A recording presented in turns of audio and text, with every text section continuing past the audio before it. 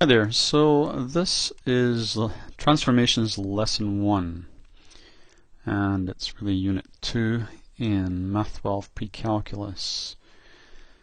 Reading through this, it's telling us that in this unit we will develop an understanding of the effects of transformations, operations which move or map a figure from its original position to a new position. So it's transformations on the graphs of functions and also their related equations.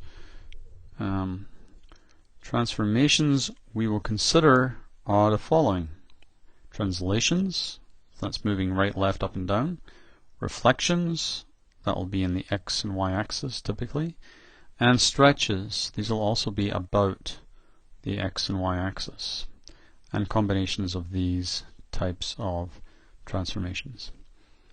And so in particular we'll consider replacements for x and or y in the function y equals f of x. And we'll investigate how this function here, which is reading y minus k equals a f of b x minus h plus k is related to this. In other words, how is this function related to the original function? So, translations. A translation is a transformation which slides each point of a figure the same distance in the same direction. So if you think what that does, if you take the graph of y equals f of x and you raise it up, say, by 5 units, really what you're doing to the y value is you're adding 5. So y equals f of x becomes y equals f of x plus 5. So here it is over here. K being the value that you're adding to the original height or y value. This is just another way here of writing the same thing by way of bringing the k to the other side to have it on the same side as y. But as I say, if you raise it up by 5 units, this original function, the height of all the y values will increase by 5. So k here would be plus 5.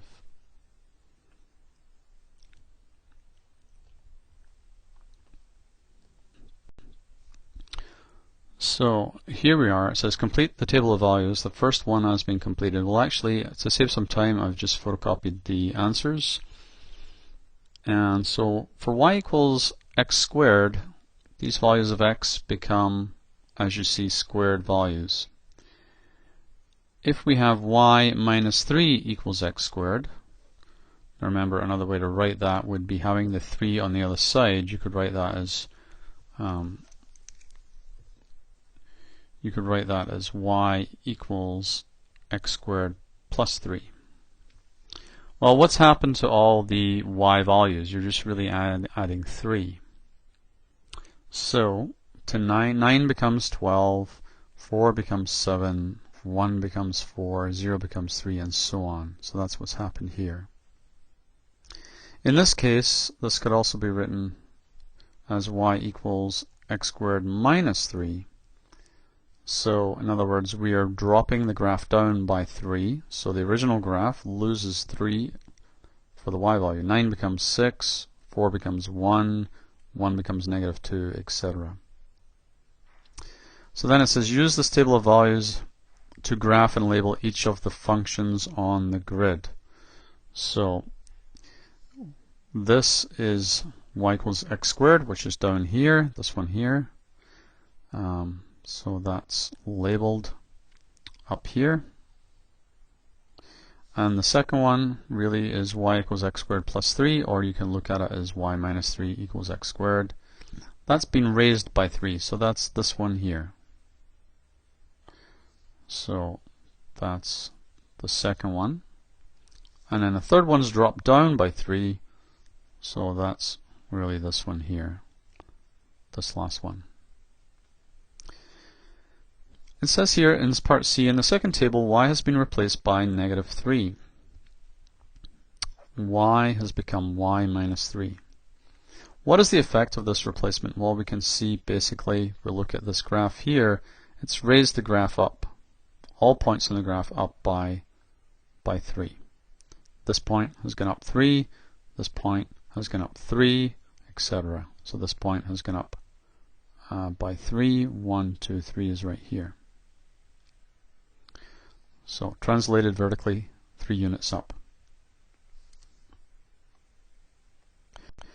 In part D here, it's asking what's happened to the other one. Well, we know already, if you add 3 to the y, that it's been translated vertically 3 units down.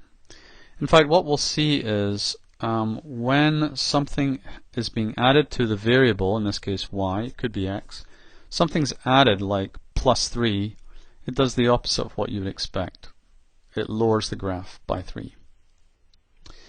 With the x value, what we'll find that is changing the value of the x value will not raise the graph or lower the graph, it will move it from side to side. So if you get x plus 3, it's actually moved it to the negative side, so actually moved it left by 3. If it was x minus 3, it would move it to the positive side, it would move it right by 3.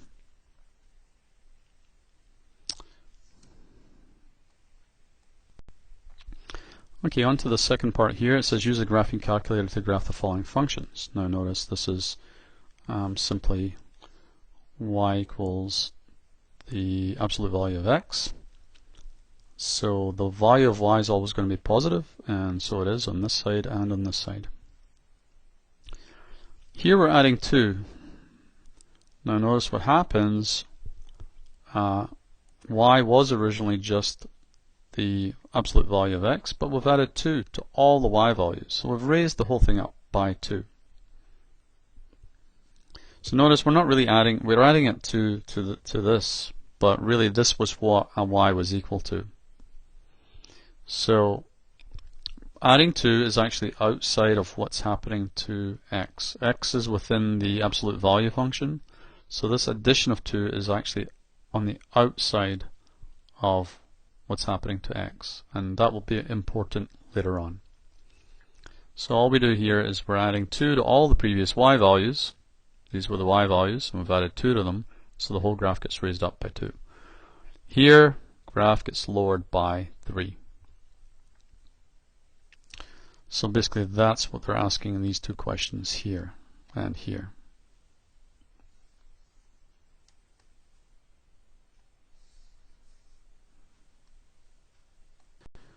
Okay, so using the results of parts 1 and 2, answer the following questions based on this graph y equals f of x.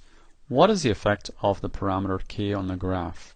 So if k is over on this side, it basically is a vertical translation of k units.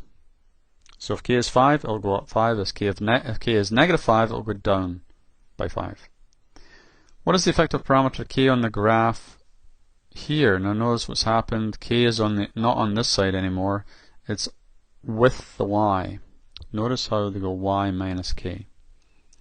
So let's say k is positive. We know it goes up by 5. Moving it to the other side, we have to go minus k. So this still means the graph goes up by k. Or if k is 5, then this will go up by 5 as well. It's still a vertical translation of k units. If k was negative 5, it would go down by 5. This would actually look like y plus 5. If this had been a negative 5, this would have changed to positive 5, y plus 5. This means go down by 5, but if it's on this side, it still means the same thing. It just depends what side k is on. Is it on this side of the equation, or is it on the other side of the equation? Learn how to read it in both cases, what it does. Is it going up or going down? Complete the following statements. Compared to the graph of y equals f of x, the graph of y minus k of x results in a vertical translation of k units. Now if k is positive, greater than 0, the graph moves up. If k is less than 0, it moves down. We can see that right here from this when it's written this way. I prefer it this way, to be honest, but you have to be familiar with this as well.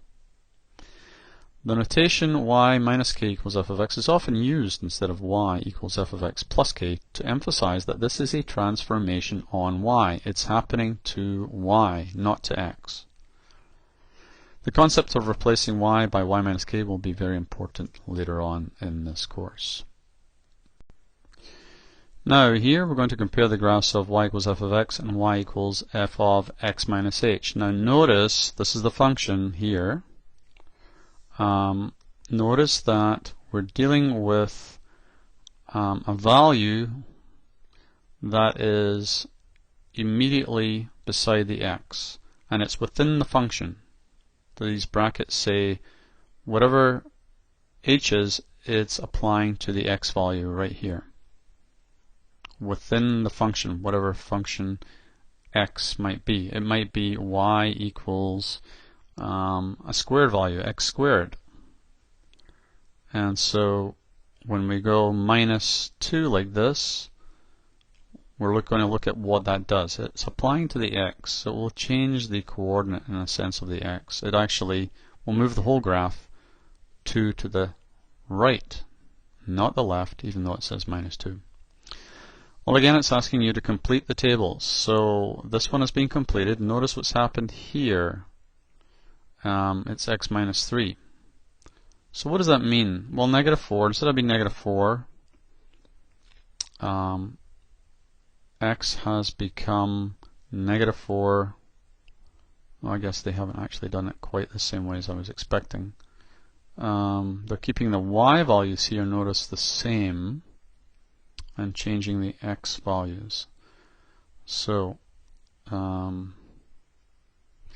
if x was negative 4, you know squared, you get 16. If x becomes negative 3, it's 9, negative 2, it's 4, and so on. What happens if we have this situation here? Let's say x was negative 1. Well, negative 1, that would be negative 1 minus 3. That becomes negative 4. So negative 4 squared is 16. If x was 0, it would be 0 minus 3, or minus 3 squared is 9. And we get all these values. What if we're adding 3? Well, again, they're keeping the y values the same, so they're changing the corresponding x values just to keep the y values the same. So don't worry too much about that, but just let's take these numbers as an example. If this was negative 7 plus 3 is negative 4 squared is 16, and so on. So really, when we put these numbers in here, or these numbers in here, the number in the bracket here or here ends up being the same as these numbers here. So negative 1 minus 3 is negative 4, same as that. Or negative 7 plus 3 is negative 4. And that's why we're getting, when we square it, these guys here and here, we're still getting 16, 9, 4, 1, and so on. Well, if we graph these, the original one was this one here, y equals x squared. If we graph the second function, this one here, we find what's happened is the whole thing is moved over by 1, 2, 3 to the right. So it's counterintuitive. It's x minus 3, but it's moved to the right, the positive direction, by 3. You can check that out in your graphing calculator if you like.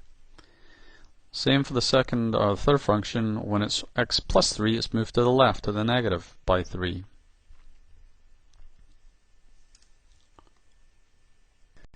So basically, and it's just what I said here in part C and part D, the graph has been translated horizontally 3 units right when you've got the x minus 3, or it's been translated horizontally 3 units left if you change x to x plus 3 in the function. Part 2 here, use a graphing calculator to graph the following functions. Observe the effects of replacing x by x minus 4 or x by x plus 2. So we can see here, this one, I'll just mark them above. This will look like, when we do this one, we'll get this sort of a curve. When we take away 4, what it basically does is it moves everything to the right by 4. So this will be 4 here on the scale. And this one over here moves everything to the left. So this will be -2. And the graph will go like this still. So it's a horizontal translation here to the right by 4, here to the left by 2. And that's what's mentioned here. So based on this graph and using the results above, describe the effect of the parameter h on the graph of this function. So I'm going from y equals f of x to y equals f of x minus h. If we put that as a 4, x minus 4, it translates to the right by 4. So it's a horizontal translation of h units. Okay. Complete the following statements. Compared to the graph of y equals f of x, the graph of y equals f x minus h results in a horizontal translation, h units. If h is positive, greater than 0, the graph moves right. So greater than 0 means it would read x minus. So if we had a value, say, of h equal to 5, putting 5 in here, it would look like y equals f of x minus 5. That means it moves to the right. If we've got h being negative, it means y would look like, say, -5. It would look like x plus 5, and it moves to the left. Okay, so I'm just going to break this video into 2 parts. So that's the end of part 1, and please go to part 2.